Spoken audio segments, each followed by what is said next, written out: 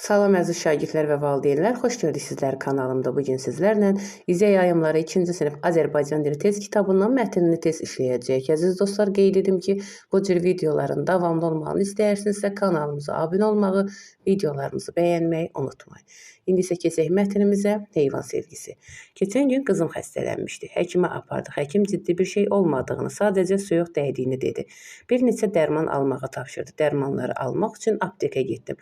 Dərmanları alacağım zaman aptekin qarşısında yanğın söndürən maşın gəldi.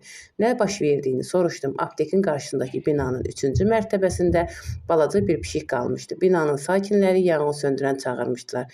Ev sahibi tətildə imiş. Ona zəng edib pişiyi xilas etmək üçün icazə istədilər. Ev sahibinin icazəsi ilə pişiyi xilas etdilər. Bala pişiyi yanğın söndürənlər xilas etdi.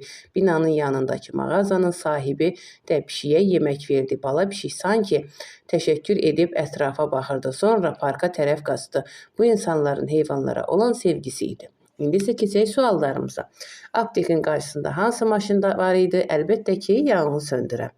Cavabımız olur B bəndi. İndi isə baxağın ikinci sualımıza. Yanğın söndürən maşın nə üçün gəlmişdi? Bina yanmışdı, binada adam qalmışdı, binada pişik qalmışdı, aptek yanmışdı. Əlbəttə ki, nədir?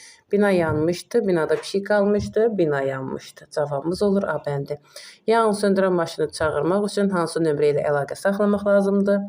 101 cavabımız olur A bəndi. Baxırıq indi də 4-cü sualımıza. Baxağın uşaqlar.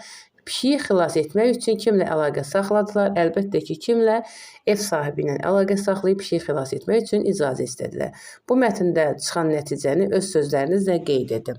Köməksiz vəziyyətdə qalan hər bir canlıya kömək etmək, qayğı göstərmək hər birimizin borcudur. Əziz dostlar, bugünlük bu qədər. Növbəti videolarda görüşərik. Sağ olun.